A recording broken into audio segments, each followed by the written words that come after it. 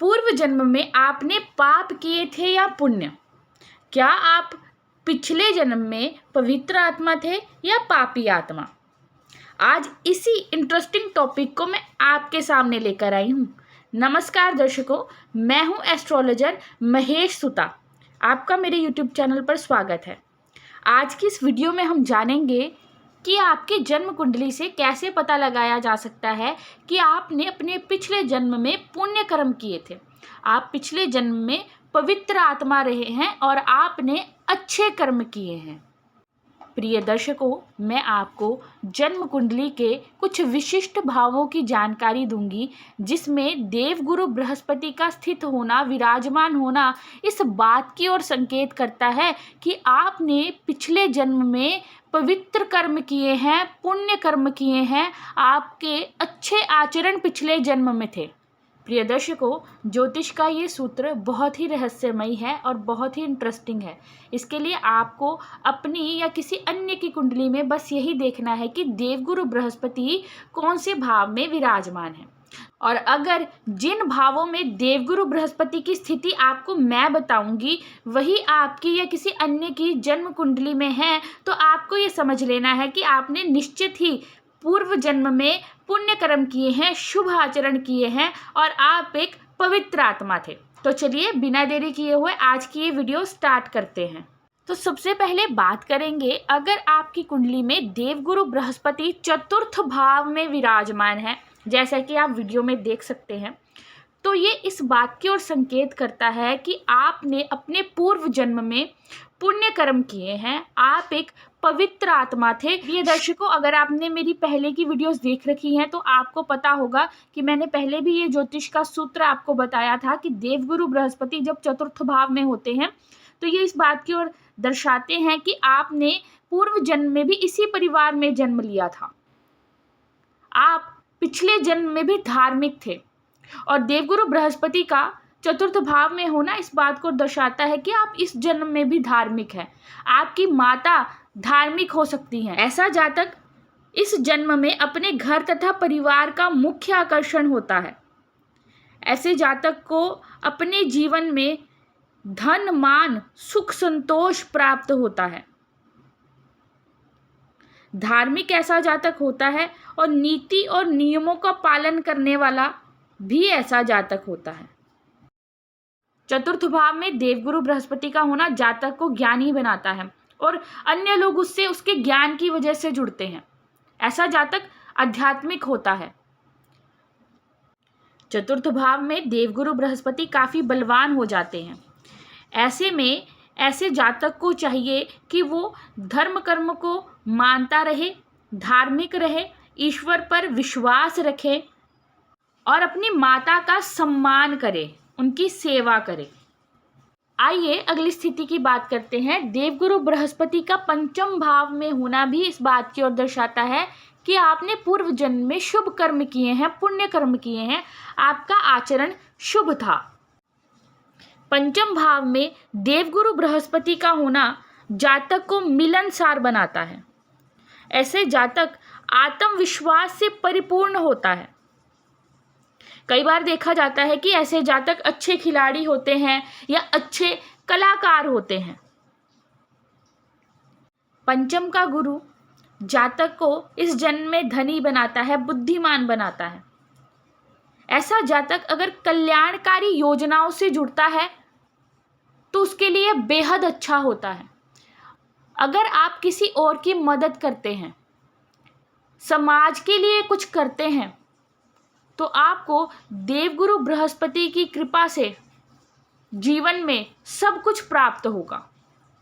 यहाँ पर ध्यान देने वाली बात यह है कि अगर आप निस्वार्थ होकर किसी की मदद करते हैं, समाज की सेवा करते हैं, तो ऐसे में आपको देवगुरु बृहस्पति के शुभ फल प्राप्त होंगे। ऐसे जातकों को कई बार देखा जाता है कि संतान संबंधी परेशानी या चिंता बनी रहती है। पंचम में गुरु का होना इस बात की ओर भी संकेत करता है कि ईश्वर आपसे चाहते हैं कि आप इस मोह माया के जाल में ना फंसे और इस जन्म में सद्गति प्राप्त करें। इसलिए दूसरों की सेवा निस्वार्थ भाव से करते रहें। आइए बात करते हैं देवगुरु बृहस्पति की अगली स्थिति की। देवगुरु बृहस्पति का नवम भाव में होना इस बात की ओर दर्शाता है कि आपने पूर्व जन्म में साधु के जैसा जीवन जिया है। आप साधु प्रकृति के थे, धार्मिक थे, भगवान पे विश्वास करने वाले थे और शुभ आचरणों को आपने किया है। पिछले जन्म में आपने पुण्य कर्म किए हैं। ऐसे जातकों ने अपने पिछले जन्म में भी पूजा पाठ साधना आदि की होती है, जिसके फलस्वरूप उनको इस जन्म में ज्ञानी विद्वान लोगों का संग भी प्राप्त होता है और वो खुद भी विद्वान ज्ञानी होते हैं। ऐसे जातकों की बुद्धि इस जन्म में भी काफ़ी तीव्र होती है, बहुत शार्प होती है, जिस वजह से ये बहुत जल्दी चीज़ों को कैच कर लेते हैं। काफ़ी चीज़ें ये बहुत जल्दी सीख जाते हैं। एक बात का ध्यान आपको इस जन्म में रखना चाहिए कि किसी को भी अपशब्द कहने से बचें, किसी को बुरा ना बोलें, बुजुर्गों की सेवा करें, पिता की सेवा करें और ईश्वर की निंदा बिल्कुल भी ना कीजिए। भगवान में श्रद्धा रखें, ईश्वर में श्रद्धा रखें और धार्मिक कार्य करते रहें। ये बात कर लेते हैं अगली स्थिति की। अगर देवगुरु बृहस्पति कुंडली के दशम भाव में विराजमान होते हैं तो ये दर्शाता है कि आपने अपने पिछले जन्म में अच्छे कर्म किए हैं, शुभ आचरण आपका रहा है। इस जन्म में भी ऐसे जातकों को कार्य कुशल माना जाता है। वो अपना कार्य करने में, अपना काम करने में कुशल होते हैं, धनी होते हैं, समाज में यशमान प्राप्त करते हैं। ऐसा जातक इस जन्म में भी दूसरों की अपेक्षाओं पर खरा उतरने वाला होता है, पूर्ण प्रयास करता है कि दूसरों की एक्सपेक्टेशंस को वो पूरा करे, पर लोग इनसे ज़्यादा समय तक जुड़े नहीं रहते। किसी न किसी कारणवश लोग इनकी लाइफ से चले जाते हैं या इनसे ज़्यादा समय तक जुड़े नहीं रह पाते। परंतु आपको अच्छे कार्य करना नहीं छोड़ना है। आपको ऐसा लग सकता है कि लोग आपसे लाभ लेकर चले जा रहे हैं, आपसे काम निकलवा कर चले जा रहे हैं, परंतु सच मानिए वो आपके इस जन्म के किसी अशुभ कार्य को, अशुभ कर्म को काट रहे हैं। जी हाँ, आपको शुभ कर्म करते रहना है। जहाँ तक हो सके आपको लोगों की मदद करनी है और अच्छे कार्य करते रहना है। आइए बात करते हैं अगली स्थिति की। अगर देवगुरु बृहस्पति कुंडली के प्रथम भाव में हो, लग्न में हो, तो ऐसा जातक पिछले जन्म में साधु प्रवृत्ति का होता है। सन्यासियों की भांति उसने अपना जीवन जिया होता है। ऐसे लोगों ने पिछले जन्म में बहुत सारे लोगों की मदद की होती है, हेल्प की होती है, जिसके फलस्वरूप ऐसे जातक इस जन्म में धैर्यवान होते हैं। इनके अंदर धैर्य रखने की क्षमता होती है, ईमानदारी ऐसे जातकों के अंदर होती है। जिनकी कुंडली के प्रथम भाव में देवगुरु बृहस्पति होते हैं, ऐसे जातक विश्वास पात्र होते हैं। इन पर दूसरे आसानी से विश्वास कर सकते हैं, रिलायबल ऐसे जातक होते हैं। ऐसे जातकों का जो नेचर होता है वो सबको साथ लेकर चलने वाला होता है। अपने सहकर्मियों को या किसी को भी आप देख सकते हैं, ये लोग अपलिफ्ट करने वाले होते हैं, लोगों का मनोबल बढ़ाने वाले होते हैं। प्रथम भाव में विराजमान देवगुरु बृहस्पति आपको सदैव अच्छे कार्यों से जोड़ने का प्रयास करते हैं। ऐसे जातक इस जन्म में भी धार्मिक आस्था रखने वाले होते हैं, धर्म को मानने वाले होते हैं और आध्यात्मिक होते हैं।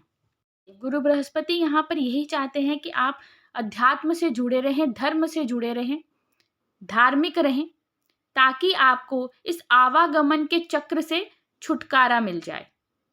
थी आज की वीडियो, जिसमें मैंने देवगुरु बृहस्पति के विशिष्ट 5 भावों में होने की चर्चा की है। ऐसी ही और वीडियोस मैं आपके लिए लेकर आती रहूँगी। अगर आपको ये वीडियो अच्छी लगी हो तो इसे लाइक और शेयर ज़रूर कीजिए। धन्यवाद। हरि ही ओम।